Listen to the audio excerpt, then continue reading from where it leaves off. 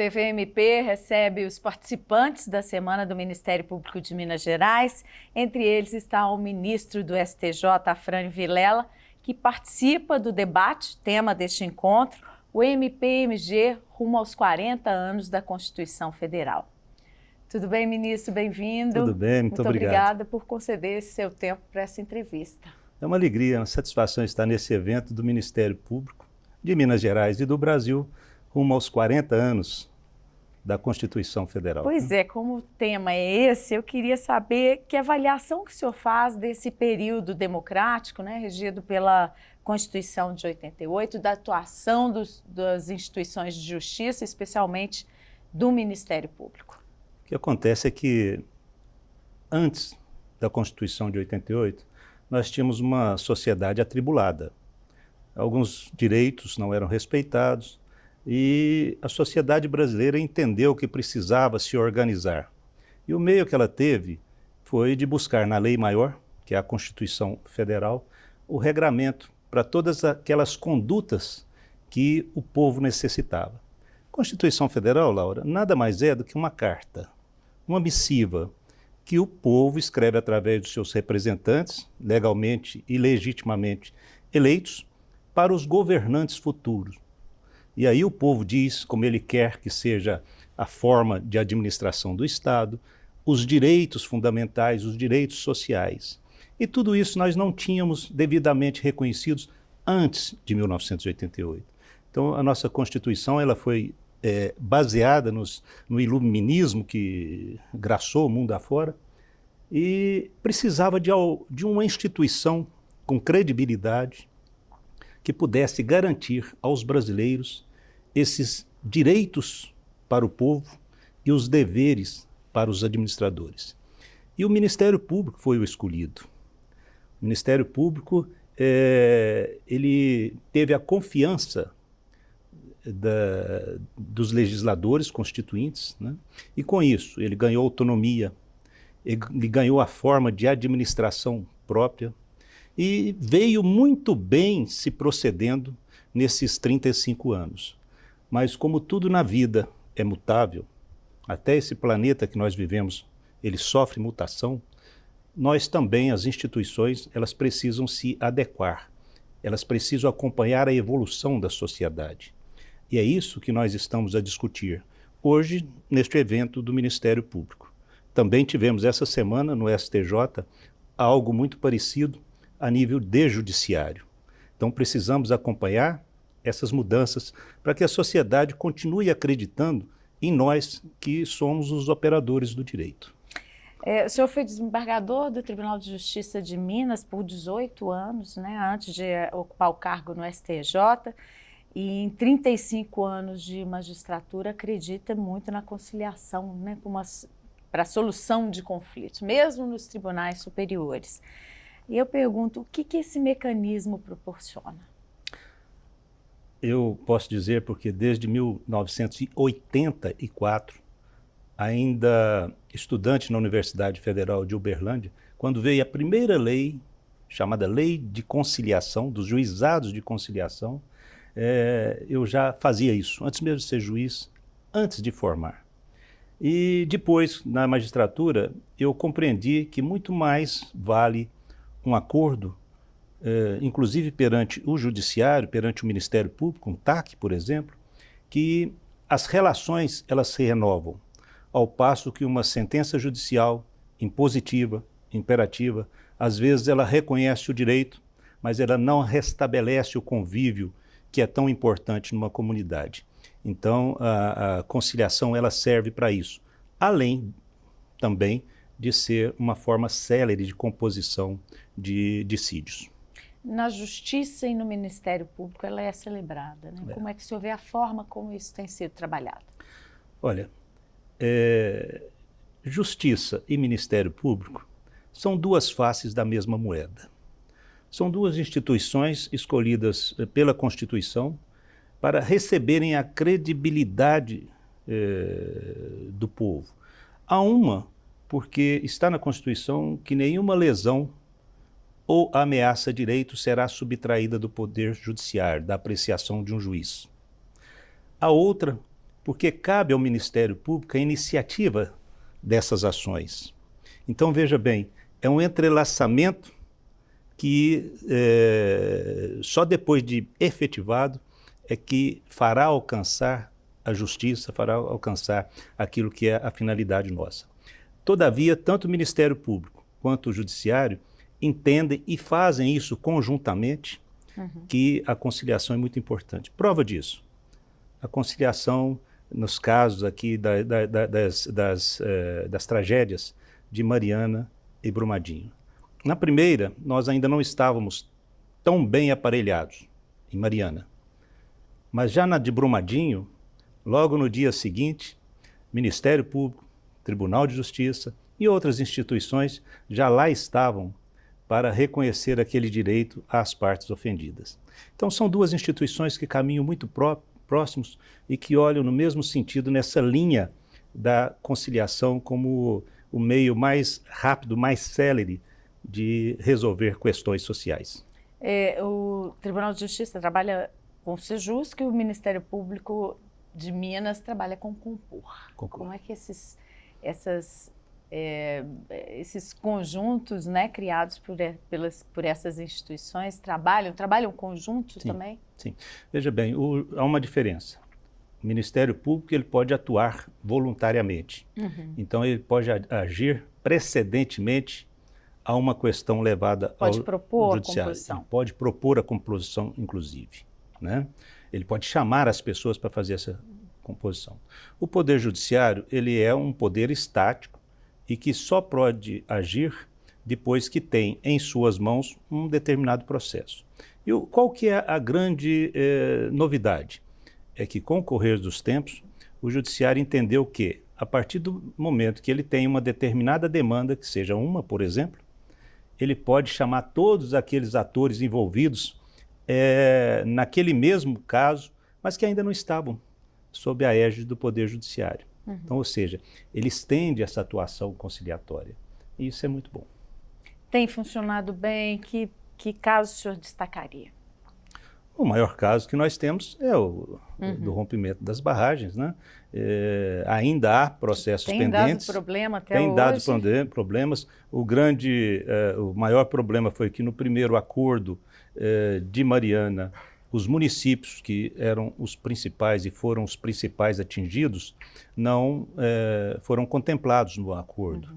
E à época eu, como desembargador, eu neguei homologar o acordo exatamente porque faltava esse elemento, esse ente federativo que tem tanta força perante a Constituição quanto o Estado e quanto a União. E eles não estavam lá, né? Mas, de toda sorte, em vista de tudo aquilo que ocorreu, a conciliação caminha bem e nós esperamos agora, em breve, com a participação efetiva do Ministério Público e do Judiciário, a efetivação do acordo final. Aí sim, para aquelas pessoas que sofreram, realmente essas pessoas serem remuneradas, enfim, serem ressarcidas. São casos que serviram de exemplo para outras mediações, outras composições para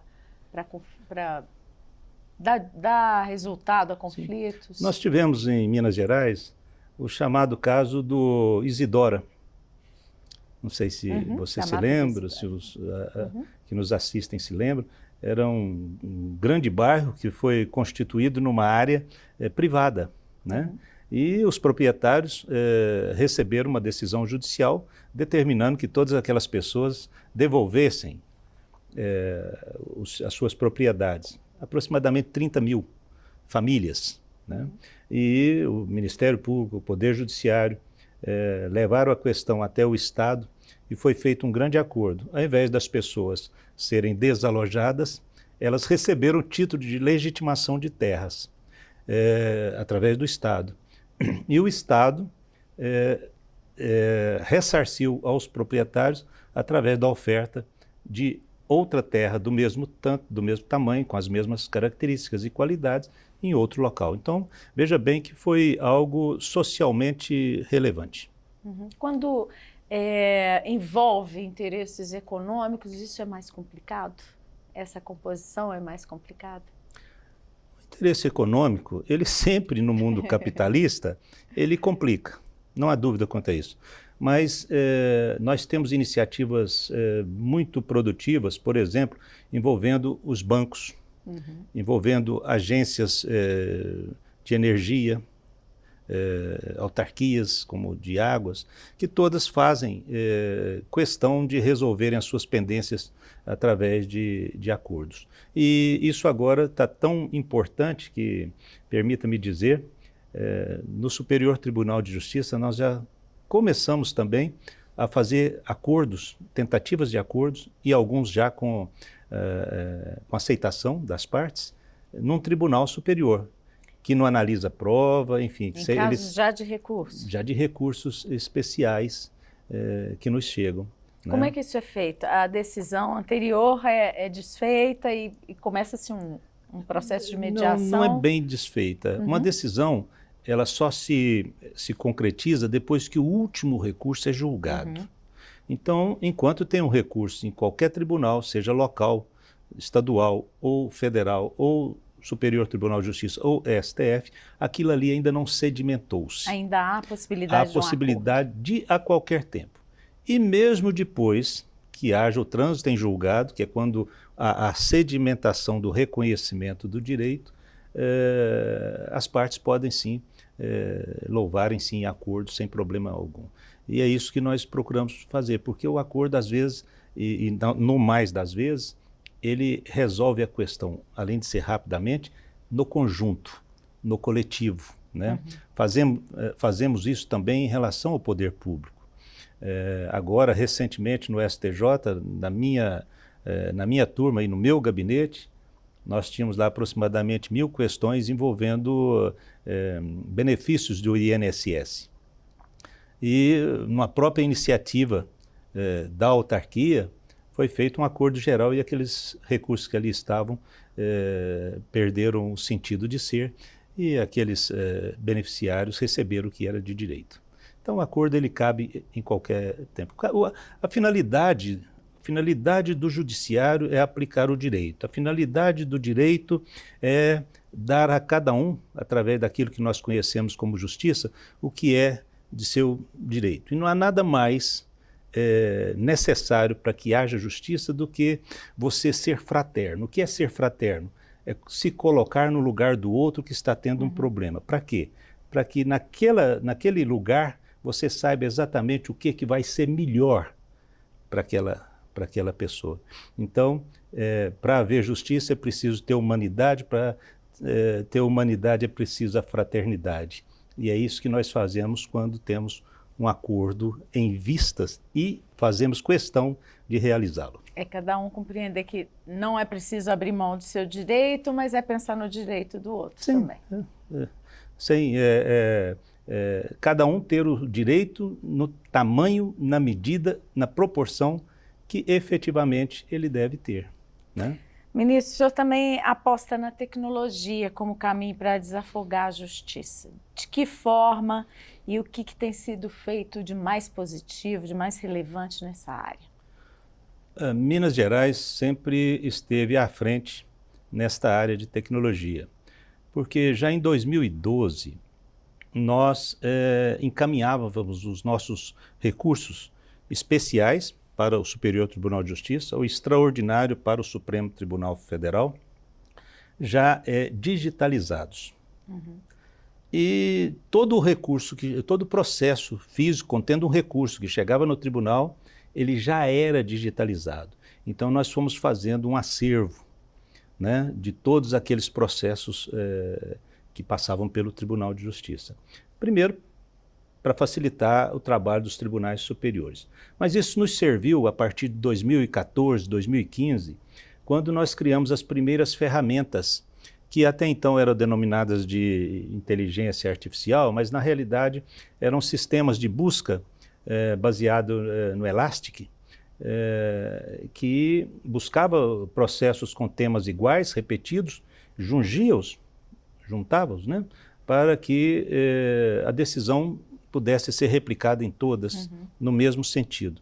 Isso era para privilegiar a segurança jurídica, a mesma pessoa, com o mesmo caso, baseado na mesma lei, ela teria a mesma decisão que qualquer outra naquela mesma situação, né? Então, em 2015, nós já tínhamos essa possibilidade em Minas Gerais, através de dois robôs que foram criados por servidores do Poder Judiciário, um chamado Ágio, que é um ratinho que ele servia de 007 para fiscalizar todos os gabinetes e todas as varas de Minas Gerais e dar o desvio padrão em determinado assunto. Então, ele indicava que, por exemplo, lá em Ibiá, melhor comarca de Minas Gerais, minha terra natal, teve, por exemplo, um grande fluxo de ações onde uma determinada pessoa jurídica, uma determinada empresa tinha sido elencada como ré. Então, aquilo ali já era um alerta para que o juiz jungisse todos esses processos e decidisse todos com uma única sentença. Nós tivemos o Vitor Trócilo, que é um juiz, na época perto de Muriaé, que ele chegou a decidir mais de 3.000 demandas desta forma. Então, esse é o ágio. Mas depois nós evoluímos, nós precisávamos ir além. Não só identificar os dados estruturados, que são aqueles da capa do processo, comarca, nome, número de processo, datas e tal, mas sabermos o que estava escrito em cada peça, em tempo real. E aí nós obtivemos o chamado radar, que realmente era uma inteligência que ele lia as peças do processo. Obviamente, os processos precisavam ser o quê? Digitalizados. E nós já os tínhamos digitalizados. Desde 2012 nós já fazíamos isso. Então, em Minas foi muito fácil fazer essa migração daquilo que era o mundo físico, o mundo do passado, para isso que é o mundo de hoje, que é um mundo virtual, um mundo eletrônico. Mas, aí é que eu devo complementar a resposta à sua pergunta. É inteligência artificial? Ainda não. A inteligência artificial que nós chamamos, ela é uma reprodutora de padrão criado pela inteligência cognitiva, que é humana. Temos várias tentativas no sentido de criar essa inteligência artificial.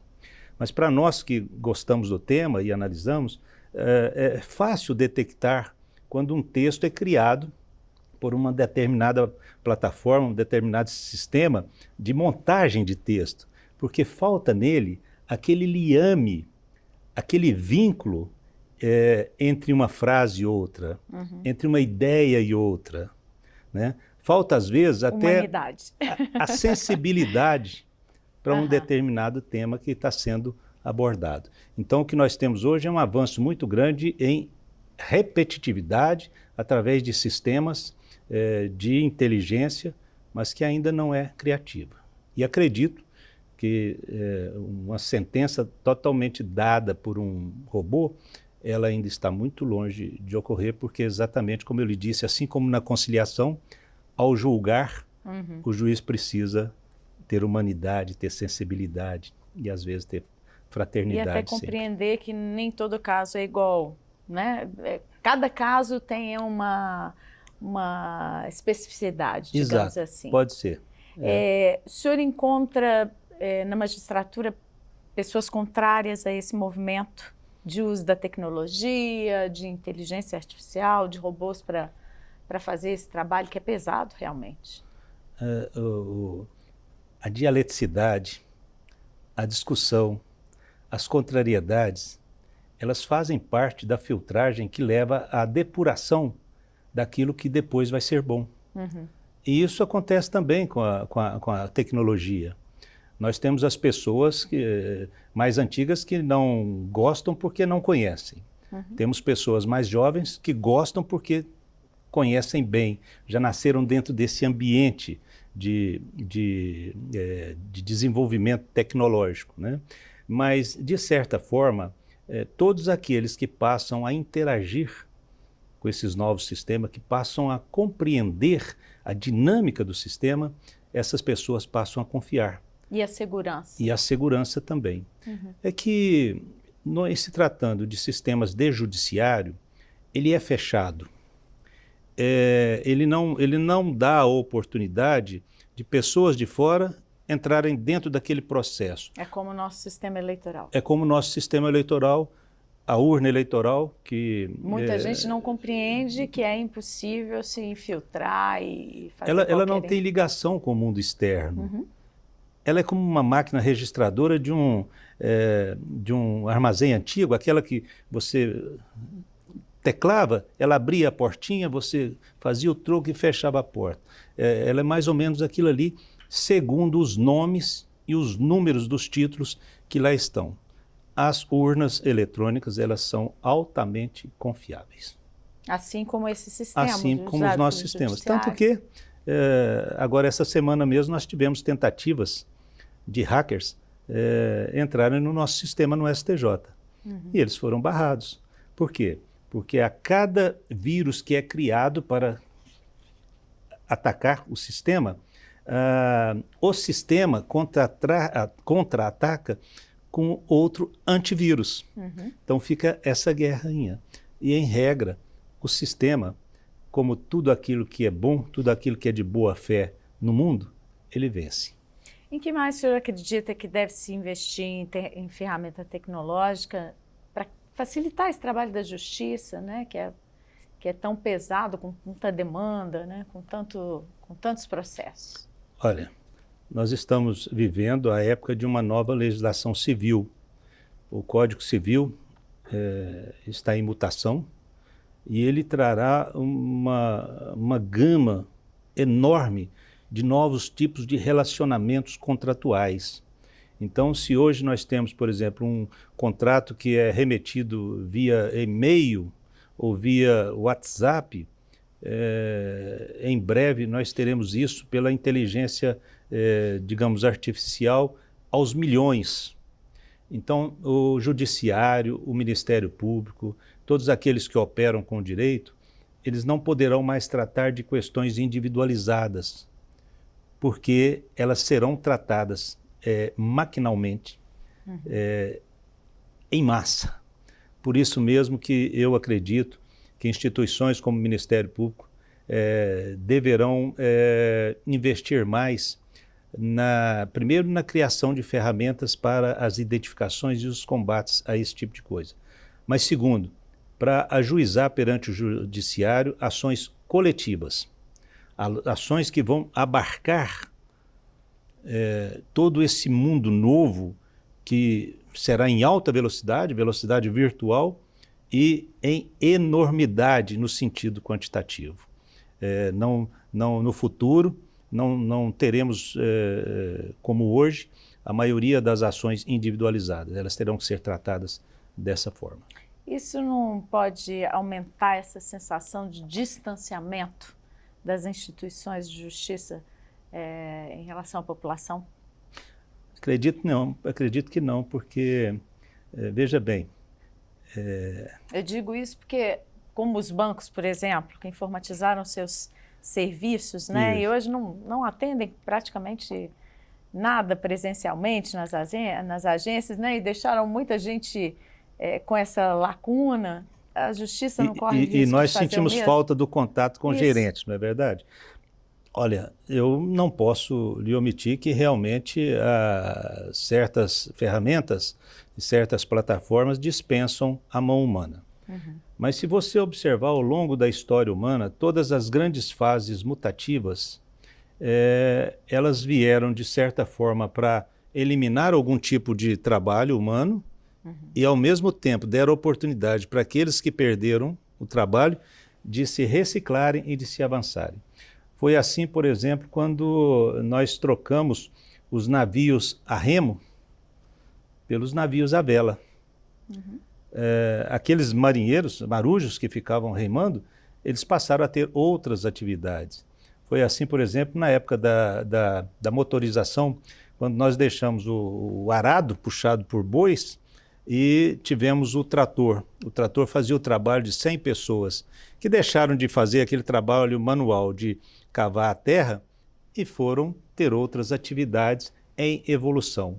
O que eu vejo até hoje é que sempre que há mutação, ela vem para melhor e as pessoas evoluem, ainda que elas tenham que mudar a sua forma de atividade perante a sociedade. Talvez esses sistemas tecnológicos permitam que os juízes, por exemplo, né, os ministros das cortes superiores, fiquem livres desse trabalho que é mais burocrático e possam se dedicar mais pessoalmente a composições, a reuniões para acordos. Essa figura do pessoalmente ela é muito interessante. Eu lhe confesso que hoje eu converso muito mais com os meus colegas do que eu conversava há 10 anos atrás. A diferença é o seguinte, é que há 10 anos atrás, para nós conversarmos, nós precisávamos da presença física. Hoje, por WhatsApp, eu já conversei com todos da minha turma na parte da manhã. Algo que seria impensável há uns tempos atrás. Então, a tecnologia, como tudo na vida, ela tem que ser usada com ética, com parcimônia, mas principalmente com equilíbrio. Né? Tudo isso, a vida nos faz assim. Né? E é isso que eu acho que a tecnologia vai trazer. Nós tivemos um filósofo tcheco, chamava Vilém Flusser. Ele era filósofo das imagens, né? Das imagens. E ele dizia que um dia nós pararíamos em frente a uma caixa, isso eu estou falando em 1950, e nós conversaríamos com quem estava do outro lado. É o que está acontecendo hoje, em evolução. E o Ministério Público, rumo aos 40 anos da Constituição Federal, está no caminho certo? O que deve ser adequado? O Ministério Público ele passou pela fase de nascimento com a Constituição de 88, um outro Ministério Público, ele ganhou autonomia, ganhou capacidade de se auto-administrar, né? E ele mostrou que ao longo dessa evolução, ele realmente melhorou muito. Mas como eu lhe disse a princípio e repito agora, hoje aos 35, daqui a pouco aos 5, esse período será de evolução. E ele terá que fazer isto. Situações que no passado eram tidas como inovadoras, hoje já não são mais. Formas de atuação dos promotores e dos procuradores, que até há pouco tempo eram tidos como avançadas, hoje elas precisarão ser recicladas e adaptadas, e eu tenho certeza que o Ministério Público fará isso. Muito obrigada pela entrevista, ministro. Eu que agradeço, é um prazer, uma alegria estar aqui. Que bom, obrigada. Muito obrigado. Você que esteve nos assistindo, confira as outras entrevistas da Semana do MP no nosso canal do YouTube, mpmg.oficial. Acompanhe também as notícias sobre o Ministério Público de Minas Gerais no nosso site e nas redes sociais. Até breve.